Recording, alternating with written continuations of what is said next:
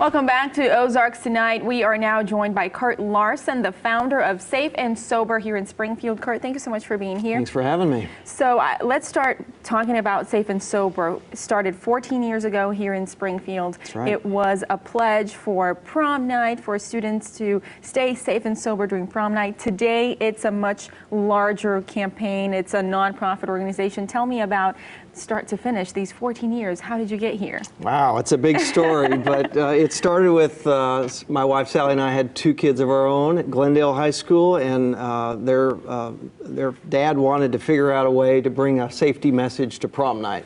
It's a dangerous time of the year when kids are making some really bad decisions about getting in the vehicle with someone who's been drinking or drinking themselves. So we came up with the idea of a one-night pledge to remain drug and alcohol free, and at the 5 Springfield schools, and frankly it's just exploded now into a statewide program. We're at 500 high schools and 170,000 students participating every year. And when you say participating every year, what does that mean for a student to participate in Safe and Sober? Yeah, well, it started with me as a lawyer bringing stories to the assembly room of high schools, and a 30-minute opportunity to talk to them about the implications of using drugs or alcohol. Because we expanded into 500 schools, we had to figure out a way to deliver that without me going to all the schools. So now it's a outcome-based 30-minute movie, if you will, that we deliver to schools. We redo this movie every year, and basically we're delivering education. Schools can implement it however they like. They're still asked to take a pledge to remain drug and alcohol free, as well as vape free, nicotine free, and whatever the issue of the day that's creating a potential risk in their lives. Kurt, how successful is the program, or how do you even measure something like this? Because it's a prevention effort, essentially. How do we measure that, and how do we know that kids are listening and they are actually taking the pledge? Yeah, that's a great question, Jennifer. And the people that are in the prevention world struggle with, well, how do we measure safety? We know we're saving lives. We know pledge cards are being signed. We are seeing entire schools, their classes from 5th through 12th are pledging at 70 and 80% pledge rates. So that is a measure of success in itself. We know from some of our testing that they are receiving the education and it is changing their behavior, but there's so many variables. You know, if a particular community has lost a life because of a drunk driving accident, that alone can skew the numbers as to how that changes people's behavior. So many people are trying to help our kids reduce risk, and we're just one piece of the larger puzzle. And it's about starting that conversation early too, right? And not just with the students. They're hearing the message hopefully over and over again. Whether this is the first time or the 5th time they're hearing it, that's something that will stay with them. And then as you educate parents, that's a conversation they can have at home too. And exactly it starts with awareness, right? It does. Parents really set the bar.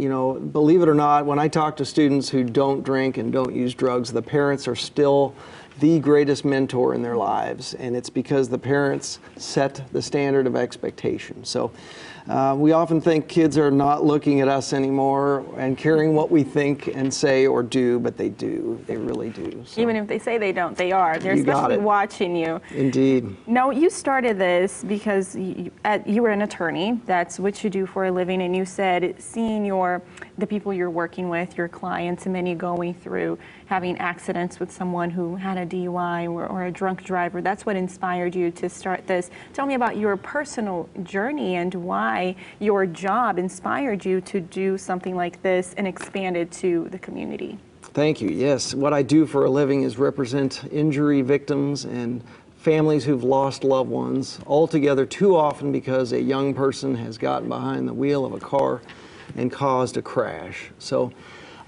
through the course of time, I've had lots of encounters with clients. I've tried their cases to a jury, and I know that putting it in a box, once it's done, is frankly just not enough. These are stories that our kids need to hear. So this gave me a platform, frankly, to bring those stories out of the storage closet and into the classrooms and remind them that real people that live here in the Ozarks are losing their lives every day because of the decisions our kids make. And today, Safe and Sober has grown to a statewide program. As you mentioned, you told me just coming up on the 20th, you were having meetings with statewide partners. Who are those partners? How exactly are you working together? Yeah, that's right. Because it started in Southwest Missouri, it's been a Southwest Missouri funded program for many years.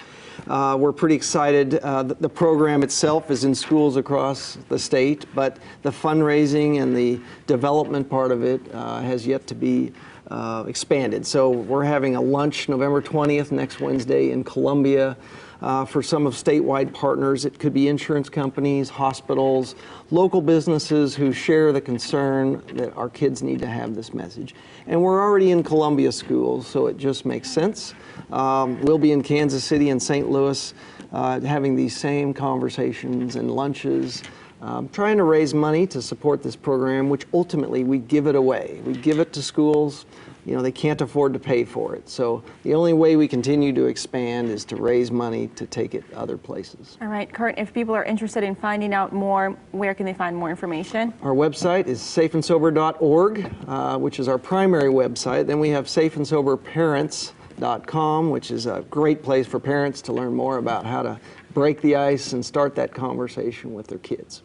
All right, great. Kurt Larson with Safe and Sober. Thank you for being here. Thank you, Jennifer. We'll be right back with more right here on Ozarks Fox.